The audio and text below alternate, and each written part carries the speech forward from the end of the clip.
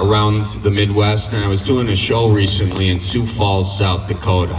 Anyone ever been to Sioux Falls, South Dakota? That's a lot of you, actually. I'm very surprised. Well, I was doing this show in Sioux Falls, South Dakota. I don't think any of you were there because it was a very quiet night in Sioux Falls.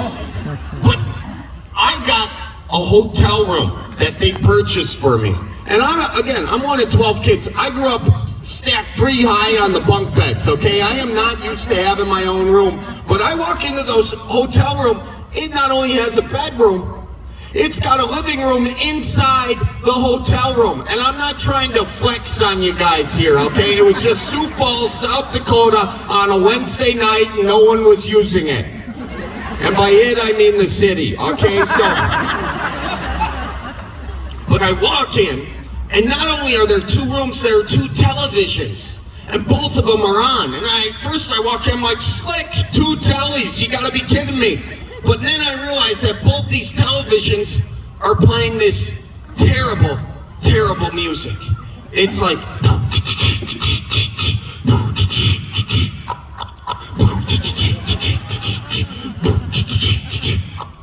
it's a song that sounds like it was composed by a 19-year-old named Chad, who composed it surrounded by a graveyard of spent jewel pods, you know? And the worst part is both the TVs were they were like a beat off. One was playing it just a little before the other, so it was like, if I were better at music, that joke would hit better, but you get what I'm talking about. So I'm walking around this place, I turn into my dad immediately. I'm like, where in the hell is the clicker? Jeez Louise. I can't find the clicker anywhere. And so me being me, I pull out my phone and I'm like, maybe I can do a little bit about this. Maybe I can entertain you guys with this situation. So I'm like, geez, I can't find the clicker. And then I realized something. The TV has a QR code on it. You know the QR codes. It's like when you go to a restaurant after COVID, they're like, yeah, we're not paying for menus anymore. It's just,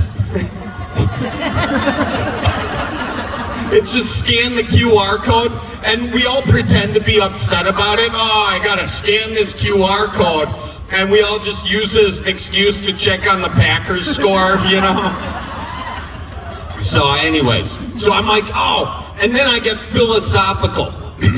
I'm like, you know, sometimes in life, and this is going on my Instagram and my Facebook, so it's literally going out to millions of people, which is crazy.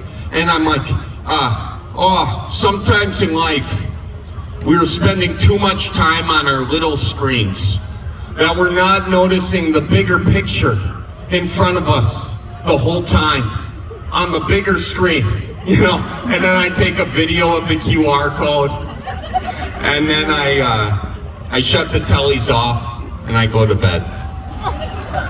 Now here's the thing about taking a video of a QR code that is the remote control to your televisions and sending it out to millions of people.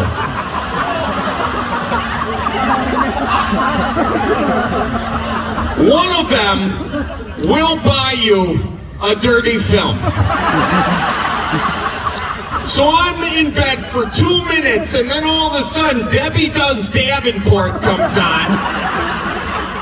And I'm like, oh my gosh, what is this? I turn it off immediately. Well, I turn it off after a minute, but I turn it off.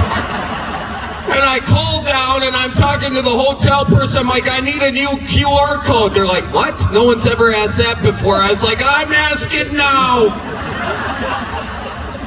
They're like, what's the problem, sir? The other TV goes on, the night nurses from Jersey. I was like, oh, they're still making this. Come on. It's crazy life. So they wouldn't give me a new QR code, so I just broke both the TVs with a baseball bat. That was the most expensive night in Sioux Falls I ever had. Crazy. You know, if anything goes wrong for me, if anything's going wrong, I blamed it. This is how I got out of that situation. I was like, supply chain.